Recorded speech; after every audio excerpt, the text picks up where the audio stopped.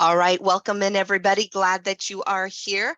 You have joined the August version of Lunch Bunch, and I am joined with Christie Engler, and we are talking about benefits, kind of being creative, maybe innovative, trying to plan, be cost effective.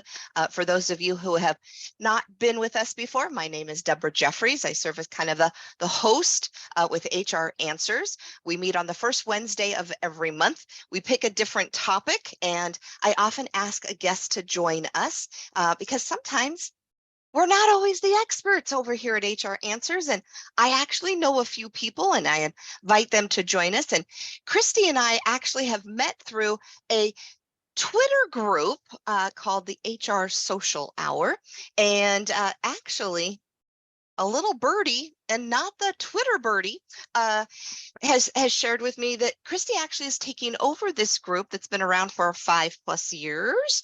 And it's a group of HR people across the country that get together a couple of times throughout the month, and we pick a topic and we sit there and have a tweet fest, answering questions and how we're handling things in the HR space. And one of the things I actually love about it is I'm one of the few West Coasters. So one, I get to kind of weigh in on what we're kind of doing out here, so to speak, but I'm learning what's going on the other side of the country.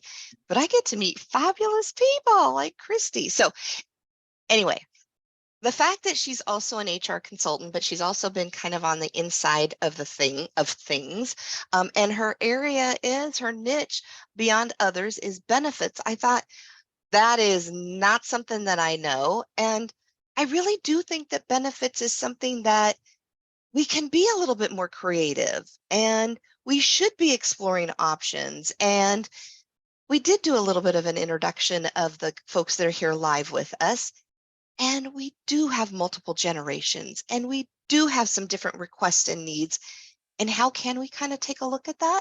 So, Christie, the car is yours here to drive. The floor is yours. Feel free. And for those of you joining us, this really is intended to be a discussion. This isn't supposed to be a class per se. This is really, what questions do you have? What's working? What's not working? A chance to learn from each other, with Christie kind of being our facilitator. And if you get really quiet, I'll try and chime in. Chat box is there to use as well. If for some reason you don't want to voice and unmute yourself, and if you feel safe and you want to be on camera with Christie and I, feel free, so we have somebody else to look at besides ourselves. But Christie, welcome in. I am so glad you're here. Welcome. Thanks, and joining. Deborah. It's been almost a year since you and I were together live and in person. Yes, for the NHRMA conference. Yes. Yeah, like Deborah said, we meet all of these folks through our social media, but then when you get the opportunity to actually meet people live and in person, it's just amazing. Your cup just overflows. So I was able to hug Deborah last fall, and it was just fantastic. So it was awesome. So but yeah, like she said, I encourage everybody who is at all interested in joining HR Social Hour. And I'll tell you, I was very hesitant too. I didn't join Twitter until 2017. And a lot of people go, I do not need another social media platform to be on. I don't need another place for my mother-in-law to troll me or, whatever. So, but don't feel like you have to. And even though there's been a lot of changes with Elon Musk and now it's X and whatever, you really can keep it to the subjects that you want. So I only use Twitter for HR and Ohio State football. That is it. I don't open it up to any other. So I don't have personal connections on there. It's all, my HR world. So you really can do that. So if anybody's interested, feel free to reach out to me. Let me know. I actually have like a little how-to guide.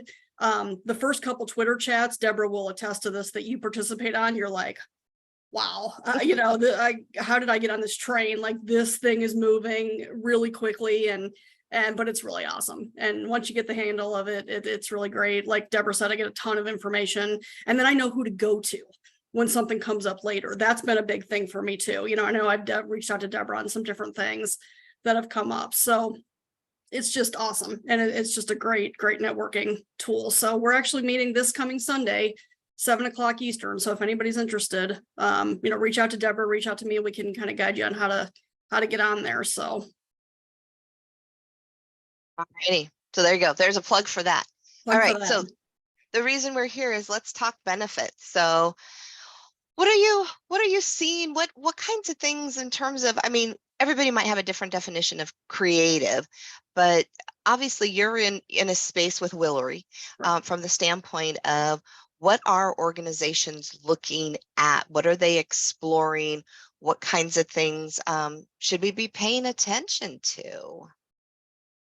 So I think one of the biggest things for me, I actually successfully put in benefits at Willory for the first time in the company's history this year. So they've been operating 13 years and have never had employee benefits. So I was really excited to do that. Well, part of the reason is because they're a very small company, and it's really difficult in small business to get anything that's anywhat affordable, right, without going into some kind of a PEO relationship or something like that some small businesses just don't want to do.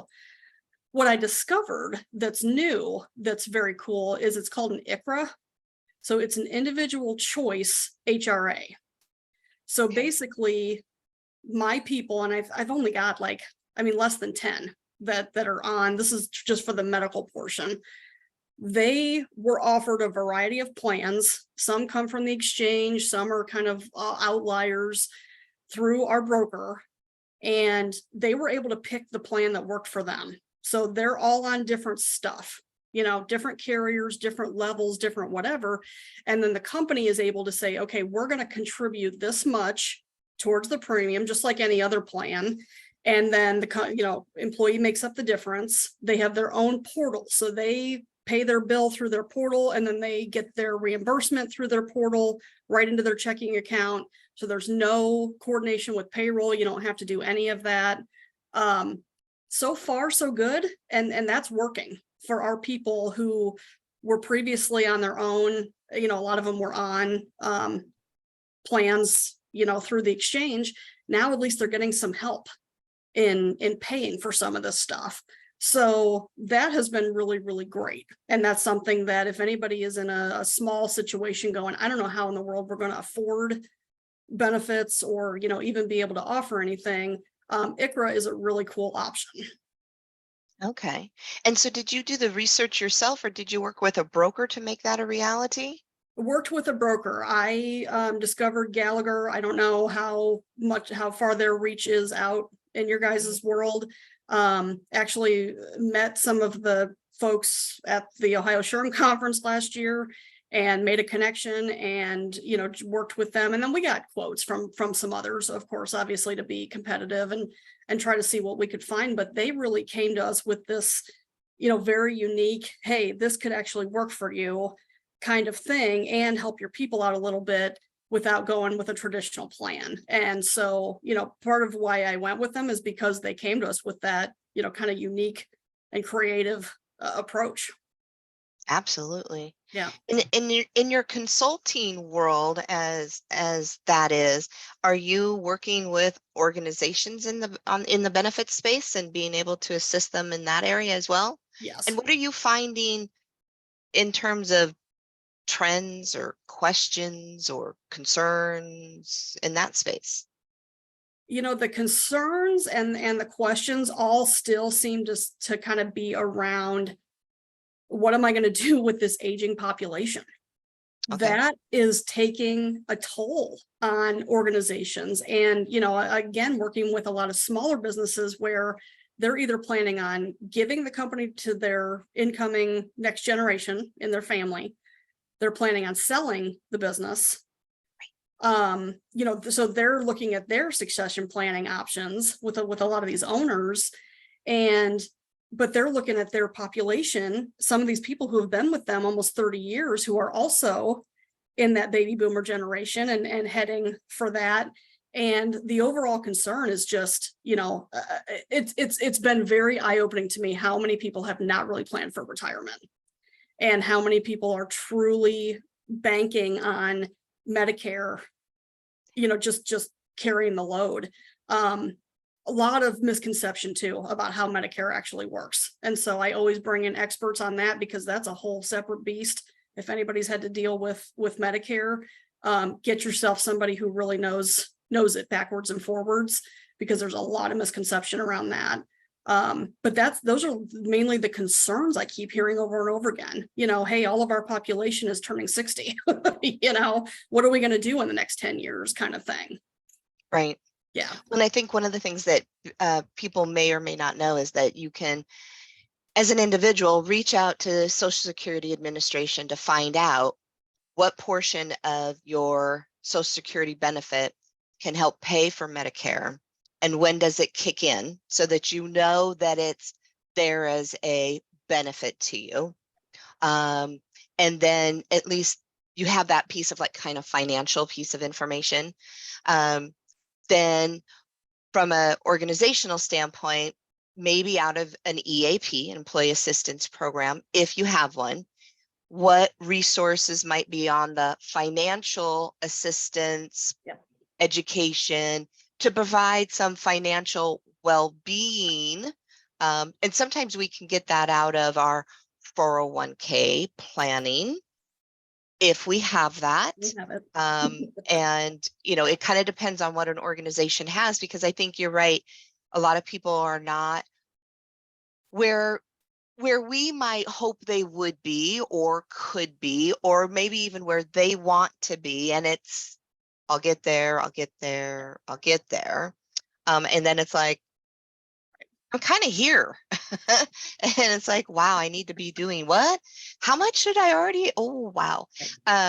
So, and yeah, kudos to some of our younger generation who actually, I'm already starting that, versus, yeah, I'll get to that. I'll get to that. Because let's face it, one of the challenges is if we've got some folks that have gone away to school, they've got debt. Yeah. They're like, I don't have money to be setting aside for retirement. I'm trying to work on that, which then that might be one of those benefits to be offering. Because one of the things I'm hearing is, one, we could have an incentive for want to go back to school, or I actually had someone say to me the other day, here's the deal. We don't want to go back to school as an employee, would be interested in educational dollars to help children. Absolutely. So fitting that into the benefits picture. Absolutely. Any that would be information awesome. there? That would be outstanding. That would be outstanding. I do, you are seeing more employers who are willing now to contribute towards educational debt that a lot of us have racked up, which is nice. Especially since I think most people's bubbles have been burst now that things are not just going to be forgiven. So I think that's, I don't think that's actually going to be a thing, but no, Deborah, that's an outstanding, that would be fantastic if they could actually contribute to something for an employee's future, children's educational expenses. That would be tremendous. Yeah. So I'm not sure that I got any details. It was just kind of like, that was, some people just, they've hit their limit. They're not interested for whatever reason, et cetera, et cetera. So there's been a lot of conversation and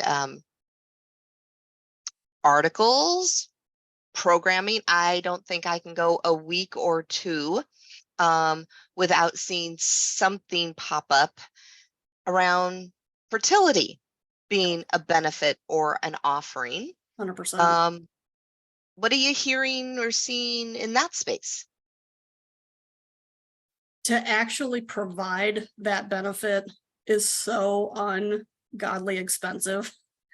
Okay. It's still not something that is attainable for most organizations. Okay. Some companies I've seen try to negotiate it. Hey, we don't want as much maybe coverage in this area, but we do want the fertility. Unfortunately, it still only affects such a small population of people that financially it's not really very viable. So you know, the organizations, I really applaud the organizations that have the resources, who are saying, hey, we will help somebody who gets into that situation, you know. I think it is going to be one more of a one-off, as opposed to actually be included in benefits, because it's just not feasible yet. Do we think that'll be more of a supplemental option for, okay.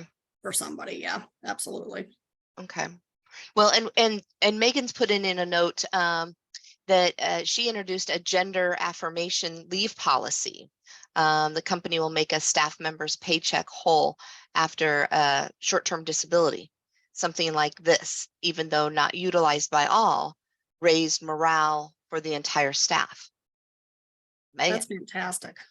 that's awesome. That's awesome. Megan, how did that come to be? You're still on mute. There you go. It came to be because we had a staff member that was like, came and this staff member ended up not being able to use the policy. They ended up leaving before we got the policy completed. But it was like, hey, if I go out and have a kid, the company makes our paychecks whole. Right. Okay. Right. And so like, how do we make this more equalized? And as we think about like, how can we have like a bucket of benefits so people can choose like, okay, I don't want the 5% to my IRA because I'm 21. I want to get out of debt of my student loan. Like we're trying to look at that. And I was like, well, I'm going to have to build benefits to have those buckets. So now I'm kind of in the building of the benefits part. Love that. And I couldn't find anything in the US. I couldn't find anything. I found two policies in Australia that kind of had this. And so then I went to our lawyers who were also like, but so then we decided, well, let's just get our policies to mirror each other, right? Like if we're doing this for people who leave for birth parents and non-birth parents, let's do it for people that need to be out for other medical reasons. And it's opened up some really killer conversations. It's really opened us up with people understanding what our health insurance actually does offer. So it helps them understand more about the premium. And I think it made them feel like we are trying, like I work for a nonprofit. It's kind of like a radical nonprofit. We work to get rich people to get other rich people to give away their money.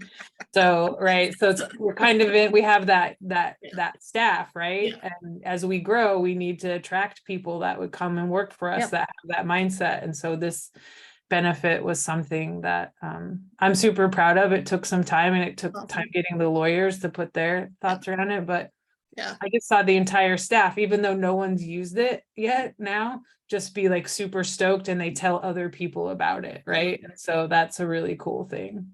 Yeah. Well, I'm going to tell everybody about this because and I'd be happy to share the policy too if anyone wants to look at it. Yeah. Yeah. But yeah, I mean, definitely, I think the offerings show, you know, it's kind of the walking the walk, right? And talk, you know, more than just talking the talk of this really is important to us. This really is our culture. Right. Even having that and putting it out there is huge. And it's not that expensive for us to cover 40% of a paycheck for 6 to 8 weeks. Sure. Right. We're already budgeted for that. Nice. So, you know, I think it works for everyone. And then people get the type of care that they need. Right. And it's more like, and then they also have the option to come back to work part-time for 6 weeks after that and have a whole salary. Wow. Okay. Wow. That's tremendous. Yeah. So it's been a really cool thing that I wanted to share. Well, and I love what you said about that really is the offerings there. People can use it as what is best for them, because I think a lot of employers have been very kind of skittish about how do we specifically put something out for that's only really targeted to a specific demographic of people and not. And so I love that. And I think that benefit plans and certainly the IRS needs to get on board with, hey, just let employers have buckets, exactly like Megan's saying, and then people can just pick and choose for what works for them at that point in their life. Mm-hmm. Yeah, because go ahead. That was actually my question, because I feel like, I mean, way back in the dark ages when I started in HR, that's what we had. Like each employee had, I don't know, 250, I wasn't in benefits at the time, but I remember I got my little, I had my $250 or whatever, my cafeteria plan, and I could choose, here's my medical options, here's my dental. And you had the options. And it seems like now more than ever, we need to go back to that. But I never hear about other companies doing it that way. It's like, how did we get away from that? And how do we get back to it?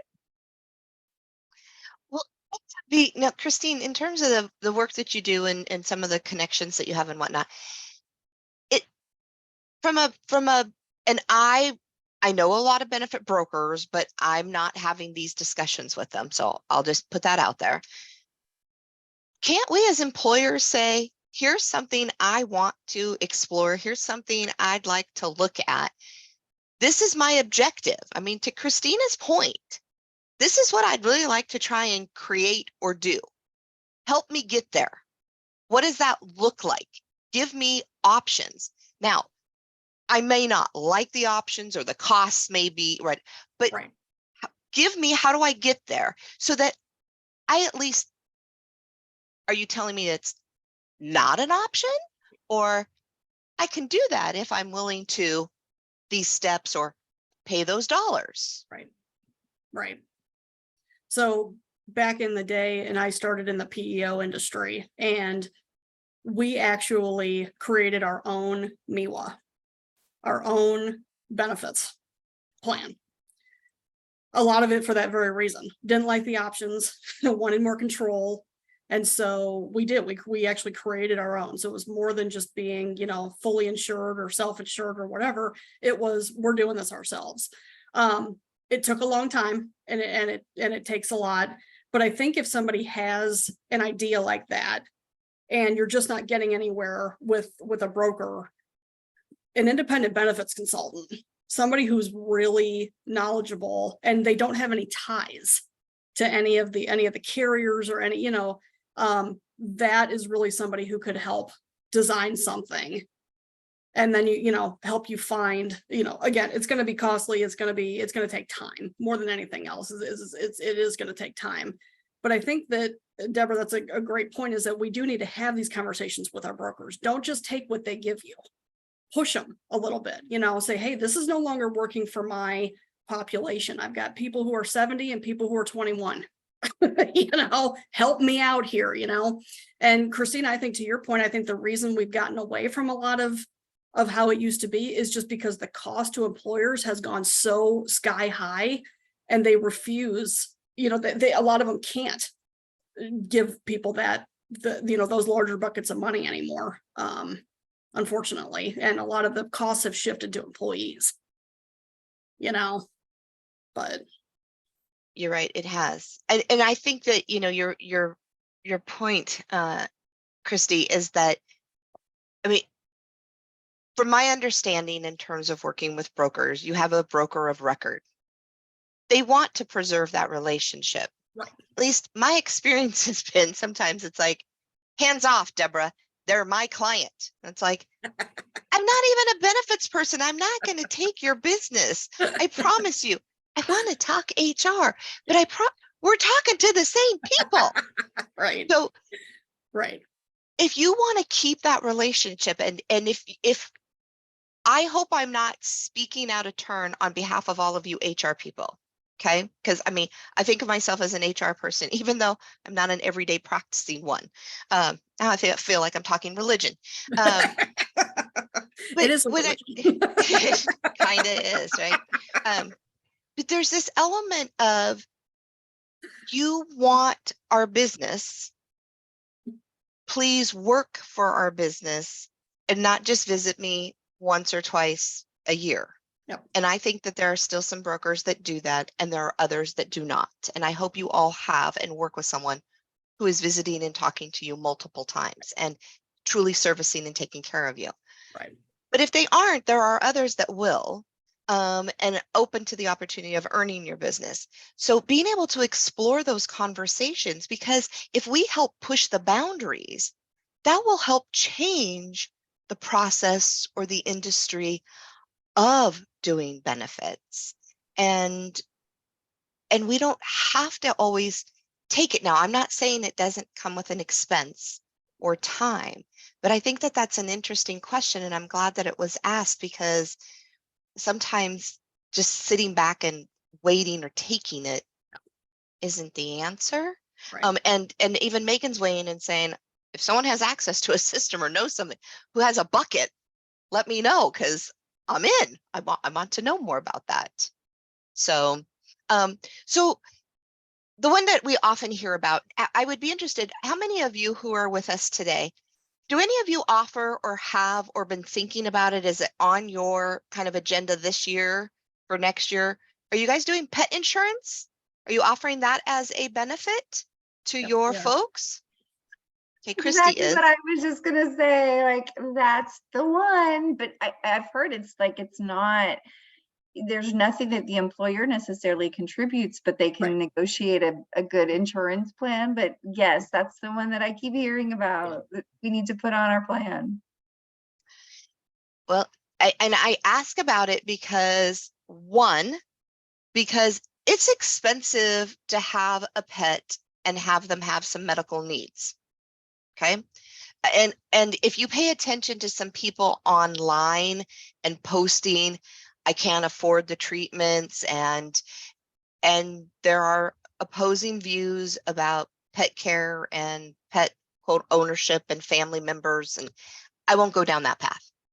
Two, during the pandemic, a lot of people ended up with pets as companionship, being in the home, et cetera, et cetera, et cetera.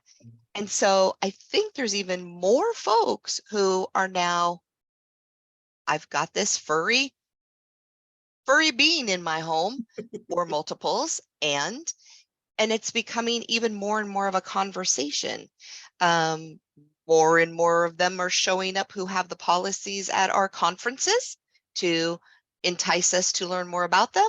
There's more and more emails in my email about this as an opportunity. So I just wasn't sure if maybe you guys were thinking about that. Again, the number of households with furry beings is growing and growing and growing. So, okay. What about, this is another topic that's popping up in my emails.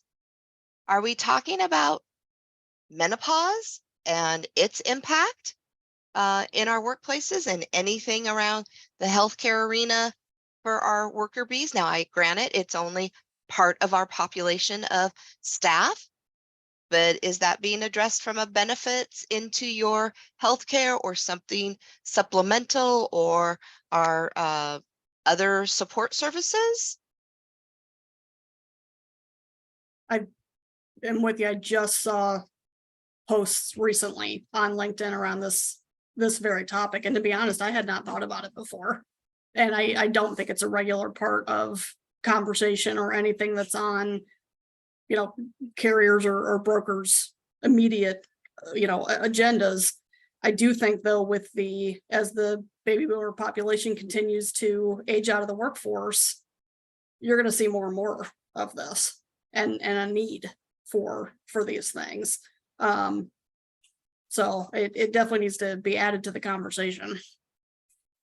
Well, and I kind of wonder whether or not people are getting more comfortable with the conversation in general. Prior to the pandemic, more than 50% of our workplace was made up of women, just pure numbers. Then the pandemic hit and we lost over 4 million females in the workplace. We've only bounced back to just over 2 million. The larger the workplace, and not in the workplace, but in general, women staying in the workplace longer than men, actually, the aging population, but that it's not been a secret about how it can impact women physically and mentally. The working remotely, I think, has been a huge benefit to many in that regards. But truly, it's popping up everywhere. And we're actually going to next year, because I already had this year's schedule done for HR Lunch Bunch. I'm going to have a conversation. I don't know what that looks like yet, or if there's going to be a who with me, but because so much, I mean, again, gonna kind of go here. over 50% of HR professionals, and it's even much larger than that, are women. I think it's an okay place for us to have the conversation. Shouldn't we be talking about this? It could be a thing. Right. So Right. we'll close the door on that and move on to, so Megan says pet insurance is affordable if you get insurance when you adopt the pet. Could be a good start to just having info for people about that.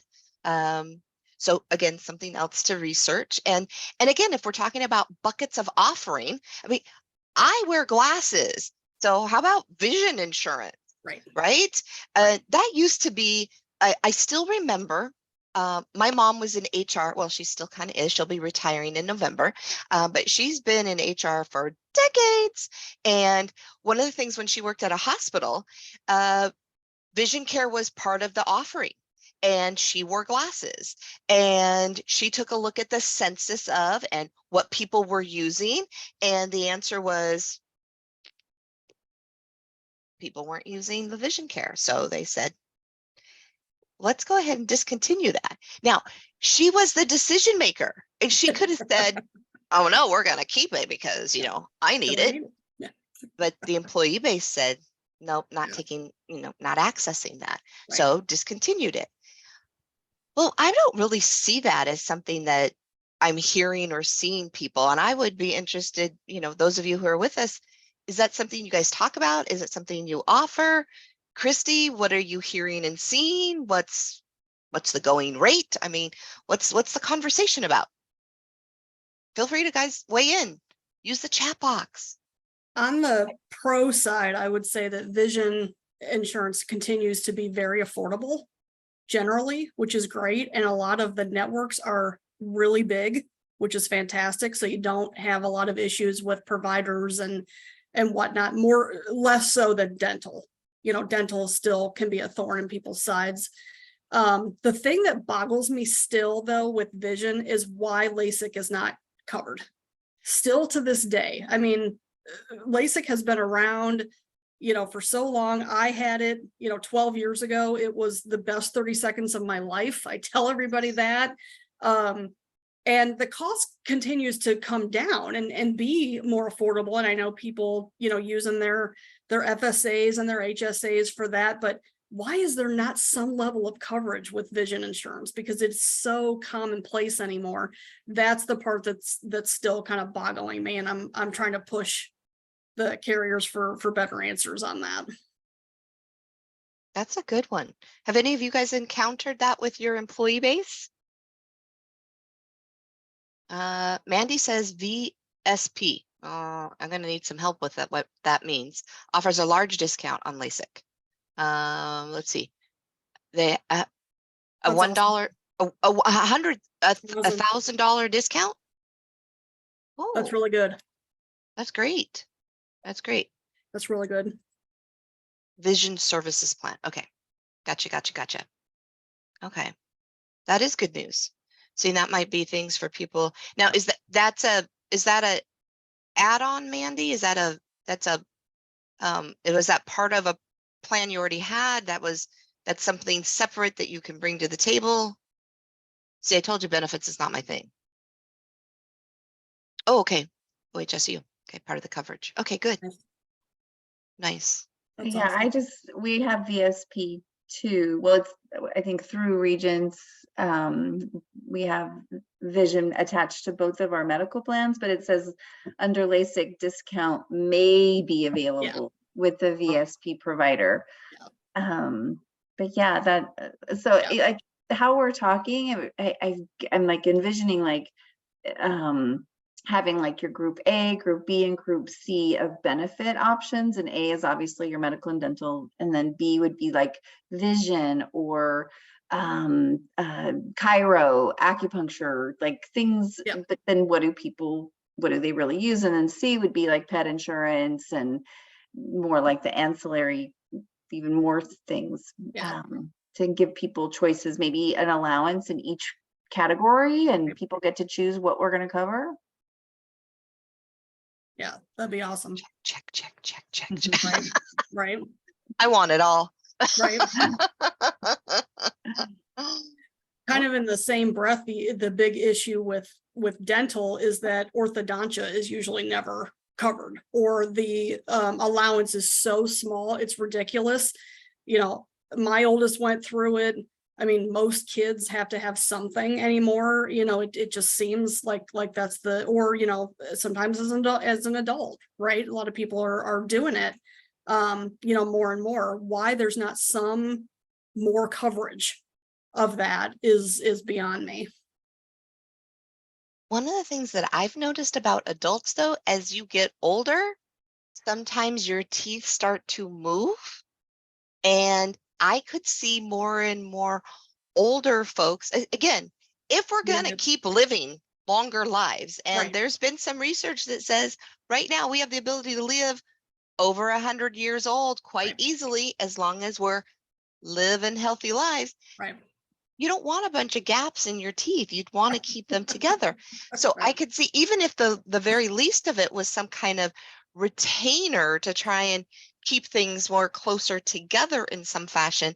So not tooth loss, but to try and, so I can see that our older employees might be interested in orthodontia in that respect. Right. So interesting. Okay. So what are we not thinking about? I'm sure there's so many things. You guys that are on the call with us, what other benefits are you looking at or asking questions about or want to ask questions about? Now's the time to ask. And Christie, what else are you seeing out there that employers are exploring? So I got to tell everybody about the coolest one that I've seen in a long time. And it's interesting. So I adjunct at Ohio State, and so I was telling all my students about this past term, because I was just like, and most of them are not HR students, so they could care less. They're looking at me like I'm crazy, but I was like, this is the coolest thing. So I've heard about some companies that are offering people a week of PTO ahead of starting, especially if they are not able to take a break in between jobs. So if you're going from one to the other, and a lot of people do that, right? A lot of people start, you know, quit on Friday, you know, or last day's Friday, and they start on Monday. One of the organizations I was reading about said, no, we want people to come in fresh. We want people to have some kind of time. So they're giving them a week of PTO ahead of schedule in order to start that new job, you know, ready to go. That's one of the coolest things I have come across in quite some time. That was just different and unique, and I thought was very employee friendly centric. Nice. So instead of like a signing bonus, as it were, right, time in advance that's paid. Okay. Now that one we can all walk away with right, and share. Now that doesn't mean we're all going to adopt it, but we could share that. Oh, okay. You know, now that one I'm going to write down. Yes, it is. Because because here in Oregon, we have pay equity, and it's been very clear to us. We said there could be no kind of signing bonuses. Then they had this period of time, and it sunsetted that we could do this thing because people were having troubles attracting employees. And so they came along and said, okay, for this little period of time, we're going to give you this reprieve to do some things. And people are trying to skirt around some things. And some people are still trying to figure out what pay equity is. And they didn't know that Oregon had something. And that's a whole nother something. You know, and now we've got paid leave Oregon, and people are trying to figure that out. And it starts soon. And people are trying to. And Tony said, let's talk long-term care. What kind of things are employers offering? Where's the benefit? What's being tackled in that regard? So what are we seeing in regards to offering long-term care for ourselves? And are we able to, I want to buy it for family members is what I want to do. Right. As I need it for others. There's so much misconception around it, and you know, there is going to be a coordination with Medicare. Not every facility is going to take everything. If anybody's ever been in that situation, you may indicate a preferred long-term care facility and they may not have capacity. And so an ambulance ends up taking someone from a hospital to the nearest place. There's not a whole lot of question. So unfortunately, there's a lot of misconception around, okay, well, if I buy these policies and then this is going to go my way exactly how I want it to be, that's not necessarily the case. It depends on the coordination of the doctor, the hospital, the facility itself. If you touch into nursing homes, that's a whole other beast. So unfortunately, it doesn't work as well as I think it should. I think it's a little overly complicated. And they need to simplify these things a little bit more. But again, a lot of people think that they're just going to rely on Medicare and don't have to plan for anything additional. Is part of what you're sharing that we as the consumer, as it were, that we're not doing a good enough job of reading the information about what Absolutely. we're buying? Yeah. Because everything Yeah. you've just shared, honestly, that is like news to me, that Right. that would even Be a be thing. things that would happen. Yeah. Right. I had a client for quite some time that was a nursing home, and I got quite an education from the administrators on how these things actually work and how they coordinate, and it kind of blew my mind a little bit. So there's a lot more to it than I think any of us realize. Okay. Because Yeah. I mean, I think a lot of people are just thinking about a different kind of level of insurance Right. to have resources or access because I anticipate living and needing some place to be and wanting to put that aside, because honestly, without too many details, a number of people in my world are working with this as a thing, and whether it is friends of mine trying to find places for their parents, and the answer is can't afford that level, looking for others. Right. And what can you afford and for how long can you afford it? And that's a terrible situation.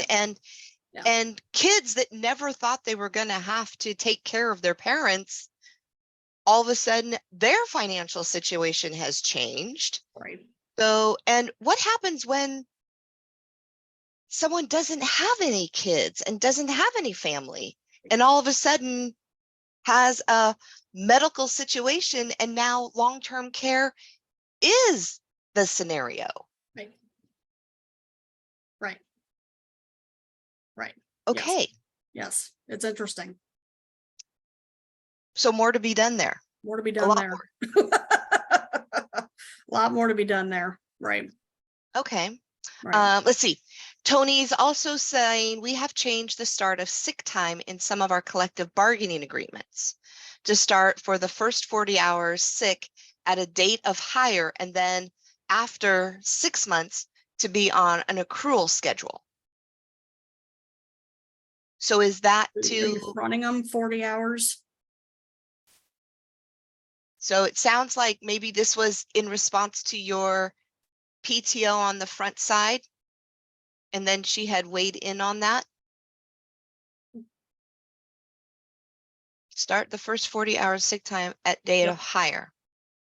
So, because a lot of times people have to wait. Right. Yeah. So front loading that. Yeah. And it's interesting, in the old days, it was, you got to be here a year and you can't take it until, and then it's like, gosh, help you if anything happens to you in the first Right. year, because you don't have any time to do anything. Every now and again, I still encounter a handbook that has that. And I'm just like, okay, we got to have a reasonable, rational conversation here. Like, who can wait a year to take a day off? You come on, and quite frankly, you don't even want that. You don't want that for your people. You don't. You're going to burn them out. you're gonna, it's not about punishing. No. It's kind of that old school mindset of management, of punishing employees and controlling employees. And it's like, that's not what it's about. And if you have a 25-year-old read that policy and go, they're going to go, no, thanks. They are not going to take that. So. Well, and it sounds like this was in response to having a number of sick employees and not Yep. enough sick time to That's cover awesome. these things, right? Absolutely. And then that gets into a little bit of are our policies around leave just in general. There's been a number of clients that I've worked with that just have unlimited PTO, and whether that's a good thing or not a good thing, people abuse it, not abuse it. And just the premise of it's just all PTO. We don't care whether it's sick or vacation. You have X amount of time. It's a bank of time. Use it for whatever. We're not asking questions. Yep. And when I work with supervisors and do supervisory training, it's like some of them say, we just have time. We don't ask any questions. And it's like, yes, and are you doing okay? Are you coming back tomorrow? Right. Is there anything we need to do while you're gone? I mean, can I check in with you at the end of the day? I just want to make sure everything's okay. Right. Is it coming from a place of caring? Right. I'm not trying to snoop. Right. Right. I also, a little piece of me, is this going to become an extended thing that maybe a little red flag? And do I need to touch base with HR and just say, I just want to make sure and what else do I need to do? So that, as opposed to, well, yeah, I guess they've been gone for 7 days. I don't know. I don't know. They have PTO and they're using it. Well, Right. okay, but maybe we might want to do a little tracking, because now we start tracking after it's been so much time, and that I don't think we quite meant that, but that's, that's what they heard. So, there's yes, and right. so, and yet I've been around the block long enough, and I can go years without taking a sick day Right. or a PTO day. Right. And just, oh, wait, we're recording. Wait, Right. I got to edit that out. Yeah. Let's see, Megan said we have a sunset policy for employees who are leaving. If they give 4 weeks notice and fulfill some basic asks, what are the basic asks? We give payout for people to transition to their next spot. That's awesome. Now, she does say we have a sunset policy. Is it called a sunset policy, or are we sunsetting the policy? We call it the sunset policy instead of, we have a severance policy if we let someone go, but we also have a sunset policy for employees, so that we don't have people that, the idea is that so people don't stay when it's time for them to leave, so we can use it as a coaching tool. Love that. But we can also use it as so when someone starts expressing frustration, the supervisor can say, well, don't forget, we do have the sunset policy that will give you some money if you're ready to leave. So you'll have some money in between transition. And we allow them to use any of their professional development funds left to do resume building if they give during that 4-week leave time. So we do ask, they have to do an exit memo, and they have to work with the executive director on what it is they need to fulfill to do that. We've only had 2 people take advantage of it, right? But it worked really well for them, and it helped support the team who was losing their person, and it just made things, the employee wasn't pissed off when they were leaving and didn't not do the things they were supposed to do, right? They did everything because they wanted the money. So that's okay. Fantastic. That's fantastic. What kind of use of that have you had? We've had 2 people use it since we implemented it in 18 months. That's pretty good. Okay. No, Okay. and we've had 2 people leave, and we also because we identify where I work as working class or wealthy. We have a caveat in there that if you have wealth, that you can reject the policy, and we've had someone say, no, I don't want to take the money, Okay.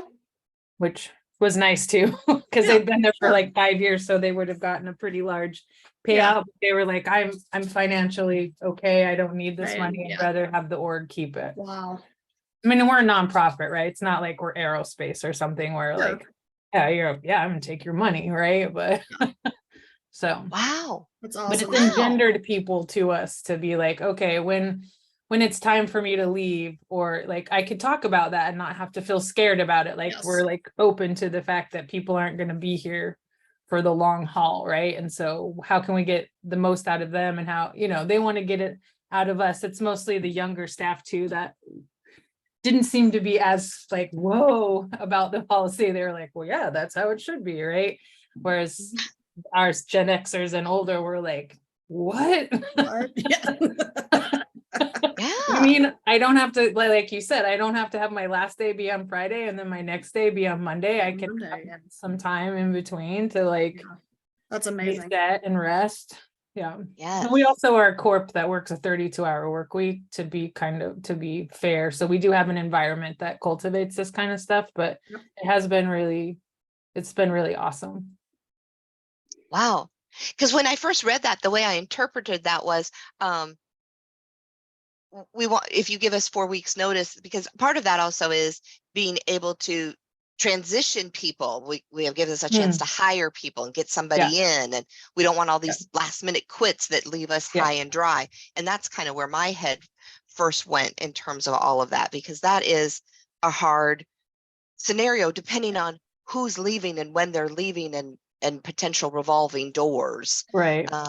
scenarios too. It's encouraged people to give us longer. Like we've had people give us 3 months because of this policy. They're right. Like, I want to work through the end of the summer. Let's start the transition now. I'd like to be on the hiring team for the incoming person.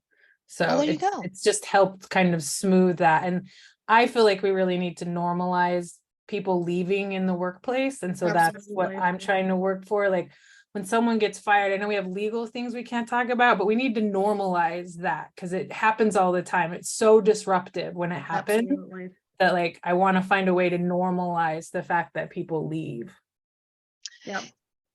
I like that comment. I really do, because one of the things I always ask for is I want to be the first person to know that you're going. I don't want to be the last person. Yeah. And it's okay for you to go.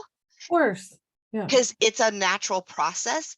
It doesn't have to be this great big secret, and there is going to be no retribution for you saying you'd like to move on and explore other options or grow in your career.